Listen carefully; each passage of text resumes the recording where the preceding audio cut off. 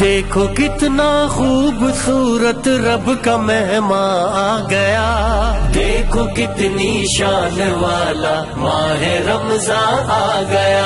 نحمده ونصلي ونسلم على رسوله الكريم۔ اعوذ باللہ من الشیطان الرجیم، بسم اللہ الرحمن الرحیم۔ وَلَقَدْ بَوَّأْنَا بَنِي إِسْرَائِيلَ مُبَوَّأَ صِدْقٍ وَرَزَقْنَاهُم مِّنَ الطَّيِّبَاتِ صدق اللہ مولانا العظیم۔ اللهم صل على سيدنا ومولانا محمد وعلى آل سيدنا ومولانا محمد وبارك وسلم۔ اللہ تبارک و تعالیٰ فرما رہے ہیں کہ ہم نے بنی اسرائیل کو بہت اچھی جگہ رہنے کے لیے دی اور پاکیزہ رزق دیا، ان کو عزت اور شان عطا فرمائی، لیکن انہوں نے اچھا نہیں کیا، انہوں نے اختلاف ڈالا، اور اختلاف بھی علم آ جانے کے بعد ڈالا، اور آپس میں لڑ پڑے اور فرقے ان کے بن گئے۔ اور یہ ظاہر ہے کہ اختلاف تبھی ہوتا ہے جب کسی کے پاس علم ہو یا مال ہو، مال والا مال والے کے ساتھ اختلاف کرتا ہے، علم والا علم والے کے ساتھ اختلاف کرتا ہے۔ علم بھی نہیں، مال ہی نہیں، تو پھر تو تابع داری کرنا پڑتی ہے، اختلاف تھوڑی کرتے ہیں۔ فلولا كانت قرية آمنت فنفعها، اللہ تعالیٰ فرماتے ہیں کہ کسی قوم پر کوئی اگر تکلیف پریشان آ جائے تو اس کو چاہیے کہ وہ توبہ کر لے۔ پوری امت میں کوئی ایسی جماعت نہیں گزری جس نے ایسا کیا ہو سوا قوم یونس کے۔ انہوں نے جب عذاب کو دیکھا، ابھی عذاب شروع نہیں ہوا تھا لیکن آثار، انہوں نے ایسی توبہ کی، ایسے گڑ گڑائے روئے کہ اللہ تعالیٰ نے عذاب کو ہٹا لیا۔ تو یہی چیز ہمیں بھی دعوت دے رہی ہے کہ ہم بھی بجائے اس کے ہیلے بہانے ایک دوسرے پر باتیں کریں اور لڑیں اور فلاں کریں، ہم اللہ کے حضور روئیں دھوئیں، اللہ سے مانگیں کہ یہ ساری تکلیفیں پریشانیاں ختم ہو جائیں، مدرسوں کی اور مسجدوں کی اور ہر جگہ کی بازاروں کی رونقیں واپس آ جائیں۔ قُلْ إِن كُنتُمْ فِي شَكٍّ مِّن دِينِي فَلَا أَعْبُدُ الَّذِينَ، آخری رکوع میں سورہ یونس کے پوری توحید کے دلائل بیان کیے گئے۔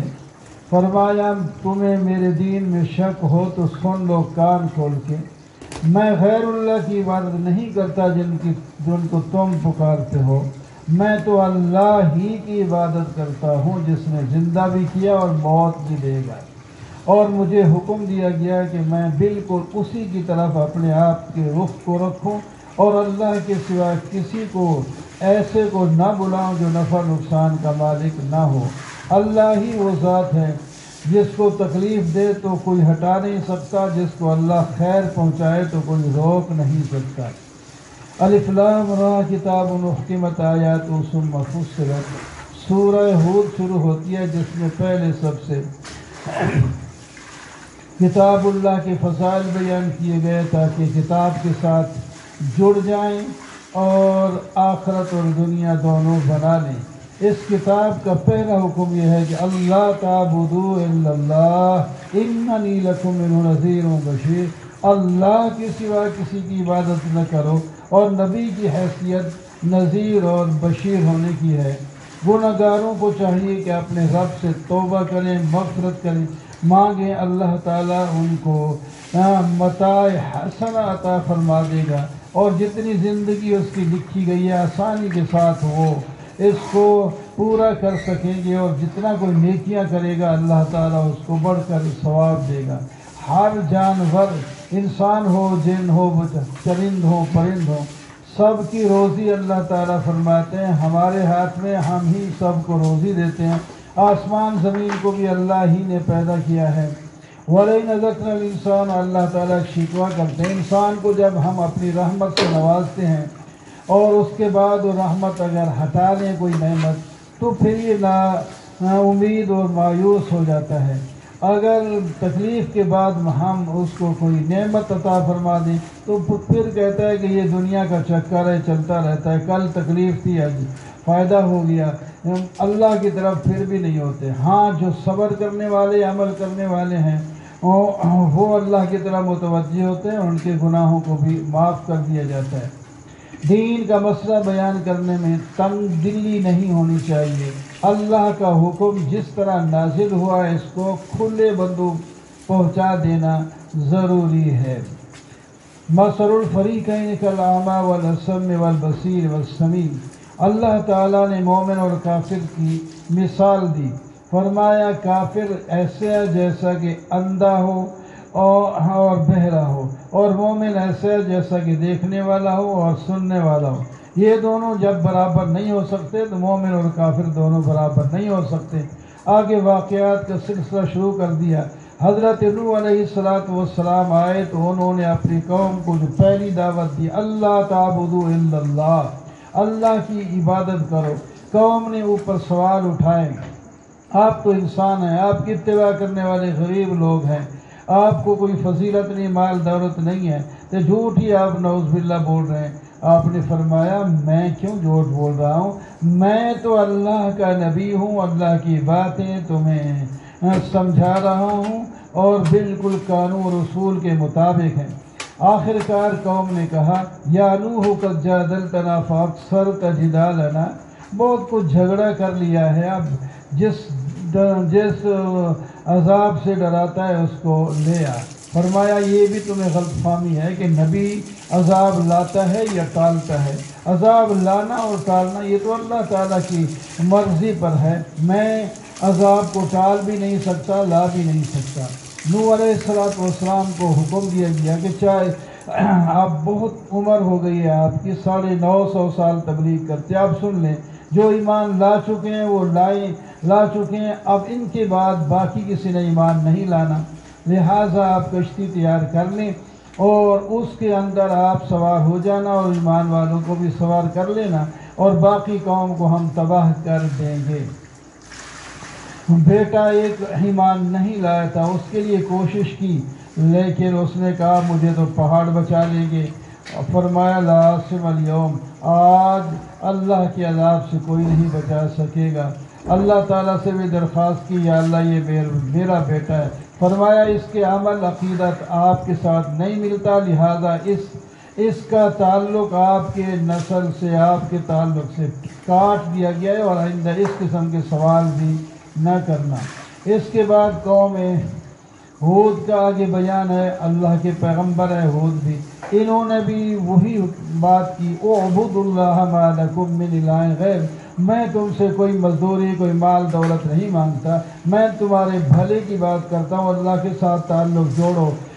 تم اگر استغفار کرو گے تو اللہ تعالیٰ موسلادھار بارش بھی برسائیں گے، تمہاری قوت بھی بڑھائیں گے، بال بچے اور مال دولت تمہارا زیادہ ہو جائے گا۔ انہوں نے کہا نہیں، ہم آپ کی بات نہیں ماننے کے لیے تیار، اور یہ آپ جو دن رات تبلیغ کا ڈنڈورا پیٹ رہے ہیں یہ بھی ہمارے خداؤں کی مار ہے آپ پر۔ فرمایا انی اشہد اللہ واشہد انی بریء مما تشرکون، یہ غلط بات نہ کرو، میں تمہیں گواہ بنا کر کہتا ہوں، اللہ بھی گواہ ہے، جن کو تم اللہ کا شریک کرتے ہو میں ان سے بری ہوں، اور میرے خلاف جو تم کر سکتے ہو کر لو، میں یہاں کھڑا ہوں، میرا بال بھی کا تم نہیں کر سکتے۔ وہ وقت آیا قوم کو تباہ و برباد کر دیا گیا، حضرت ہود علیہ السلام اور ان کی ساتھی جو ہے وہ کامیاب ہو گئے۔ اس کے بعد تیسرا واقعہ حضرت صالح علیہ السلام کا ہے، انہوں نے بھی اپنی قوم کو کہا اعبدوا اللہ ما لکم من الہ غیرہ،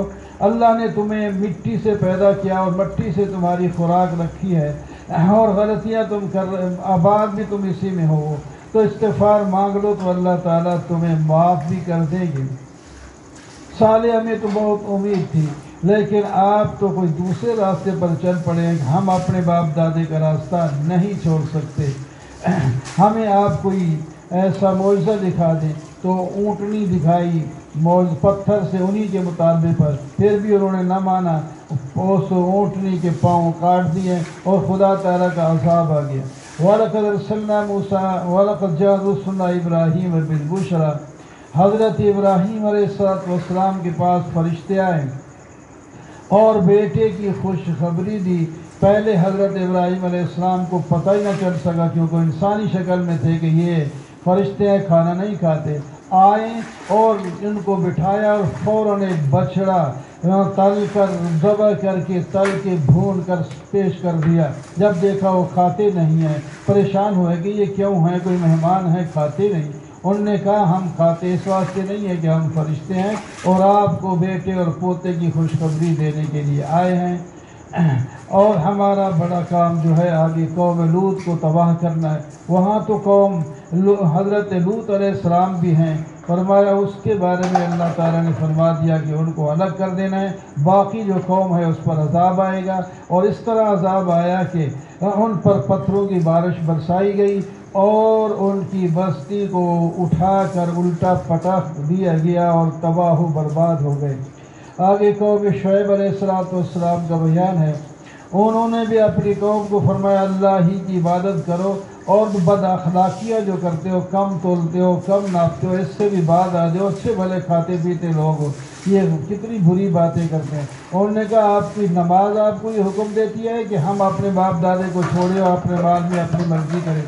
فرمائے وہ بات رہی ہے، اللہ نے مجھے بھی رزق عطا فرمایا ہے، کوئی ایسی بات نہیں، لیکن میں تمہارے فائدے کے لیے کر رہا ہوں، تم میری مخالفت کر کے مجرم نہ بنو۔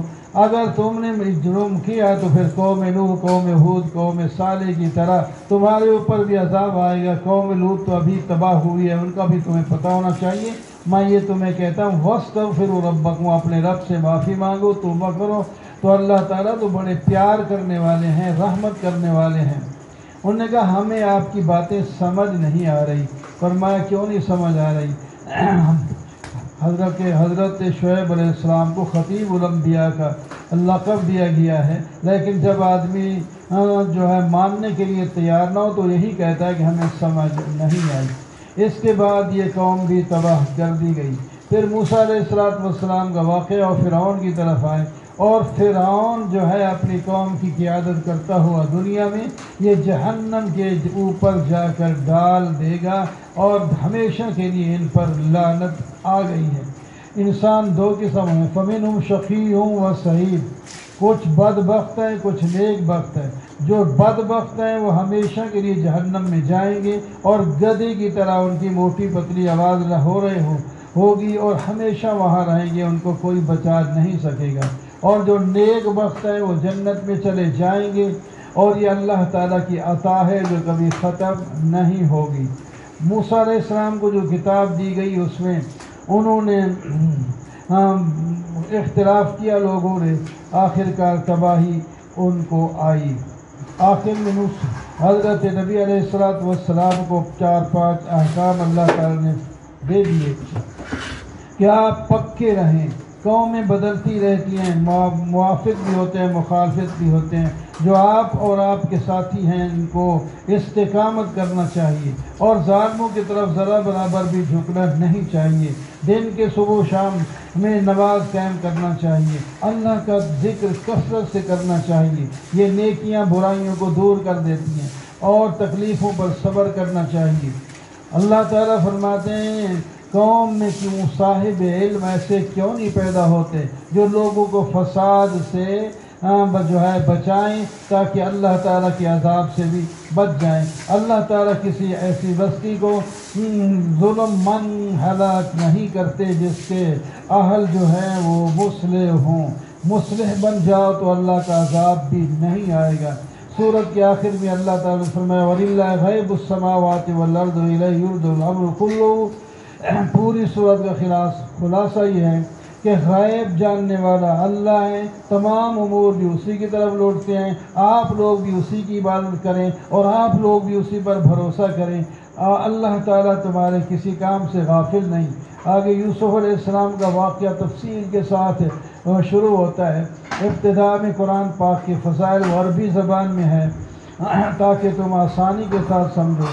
حضرت یوسف علیہ السلام نے کہا بجان میں نے خواب دیکھا ہے کہ 11 ستارے سورج چاند مجھے سجدہ کر رہے ہیں خواب میں، فرمائے خواب کی تعبیر میں سمجھ گیا ہوں، یہ اپنے بھائیوں کو بیان نہ کرنا، شیطان کہیں ان کو حسد پہ نہ اکسا دے، وہ آپ کو تکلیف دے۔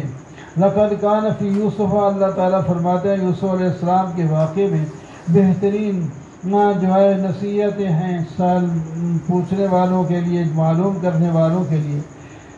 بھائیوں نے حسد کیا کہ یوسف سے ابو جان حضرت یعقوب زیادہ محبت کیوں کرتے ہیں، ان کو الگ کرنا چاہیے، قتل کر دیں یا کہیں دور پھینک آئیں تاکہ یہ دور ہو جائے تو باپ کی توجہ ہماری طرف ہو جائے۔ تو ایک بڑے بھائی نے کہا کہ قتل تو نہ کرو، کسی کنویں میں بٹھا دو، کوئی قافلے والا آ کے لے جائے گا، تمہارا کام بھی جب بن جائے گا۔ تو انہوں نے ایسے ہی کیا، باپ سے درخواست کی، انہوں نے فرمایا لیحزننی، مجھے غم میں ڈالتی ہے، ایک چھوٹے بچے کو تم لے جاؤ اور جنگل میں لے جاؤ، کہیں بھیڑیا نہ کھا جائے اس کو، پریشان، ہم تو بڑی مضبوط جماعت ہے، کیسے بھیڑیا کھا سکتا ہے۔ تو آخر اجازت دے دی، باپ ہے، بیٹوں کی بات تھی، تو وہ لے گئے اور انہوں نے جا کر پھر ان کو کنویں میں ڈال دیا اور کوئی جانور ذبح کر کے ان کے کپڑوں کو خون آلود کر کے پیش کر دیا کہ اس کو تو بھیڑیا کھا گیا۔ حضرت نے فرمایا صبر جمیل، یہ تمہاری اپنی بات بنائی ہوئی ہے، میں صبر کرتا ہوں، تمہارے خلاف میں کیا کروں گا، بل سولت لکم انفسکم امرا فصبر جمیل۔ حضرت یوسف علیہ السلام یہاں بک گئے تھے مصر کے قافلے میں، وہاں اس کی بولی لگی تو عزیز مصر نے خرید لیا اور اپنی بیوی سے کہا کہ اس کو غلام نہ سمجھنا، اس کو بیٹوں کی طرح پالنا، یہ ہمیں نفع دے گا۔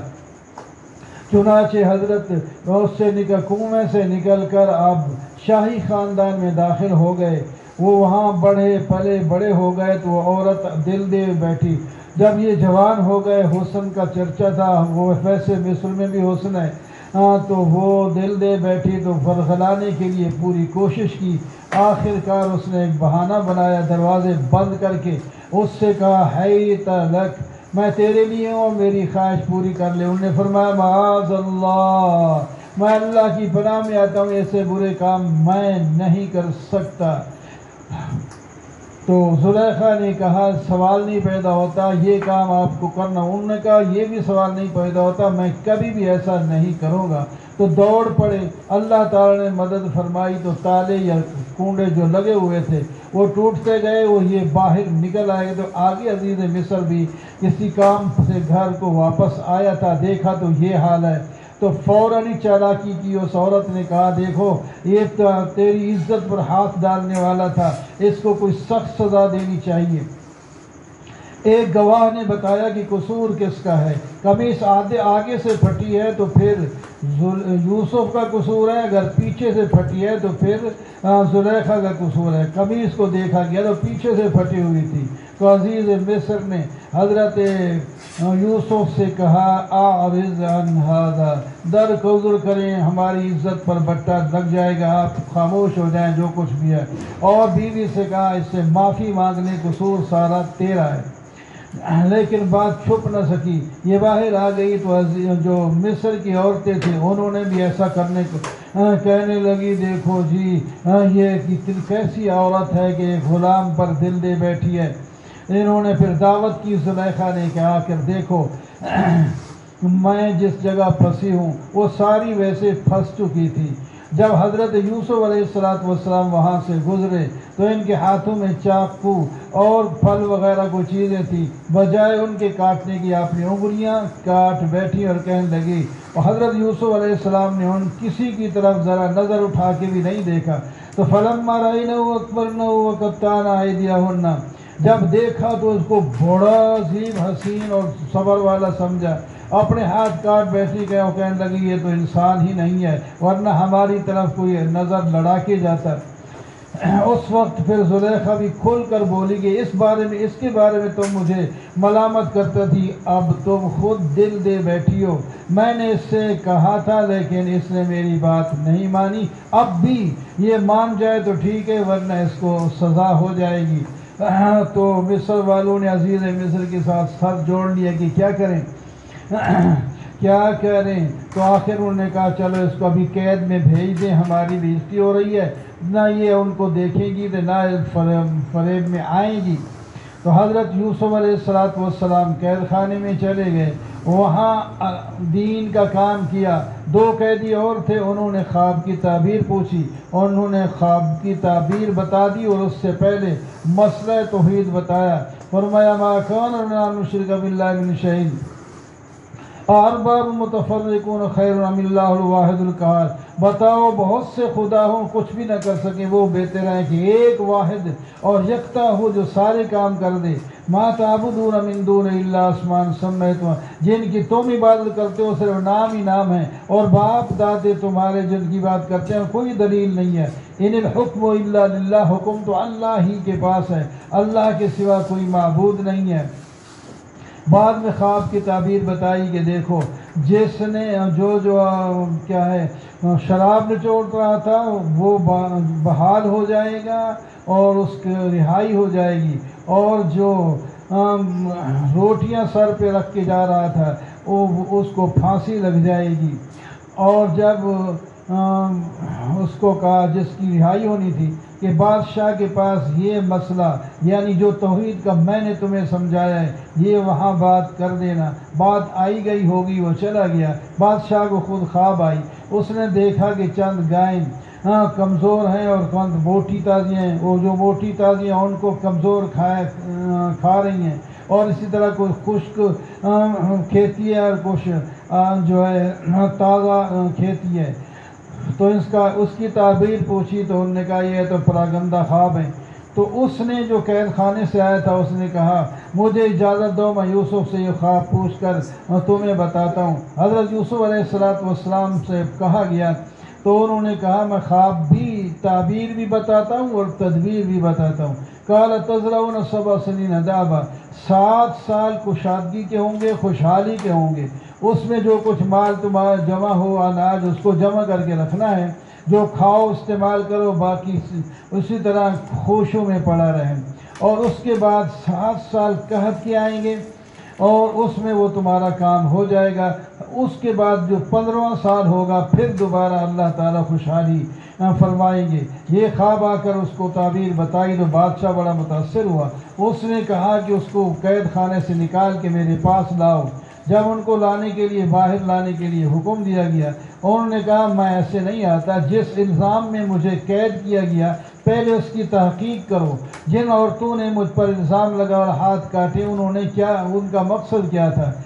بادشاہ نے ان عورتوں کو بلایا، ان سے پوچھا تو انہوں نے اقرار کیا ہمارا قصور ہے، اس کا قصور نہیں۔ قُلْنَا حَاشَ لِلَّهِ مَا عَلِمْنَا عَلَيْهِ مِنْ سُوءٍ۔ عزیز مصر نے بھی کی بیوی نے بھی کہا اب حق واضح ہو گیا، اب میں کھلے بندوں اقرار کرتی ہوں کہ میں اسے ورغلانے کی کوشش کی لیکن وہ سچا تھا۔ حضرت یوسف علیہ السلام نے یہ بات فرمایا میں نے اس لیے کی کہ عزیز مصر یہ نہ سمجھے کہ میری عدم موجودگی میں میرے ساتھ خیانت کی، اور اللہ تعالیٰ سے بھی میں معذرت کے لیے یہ بات کی ہے۔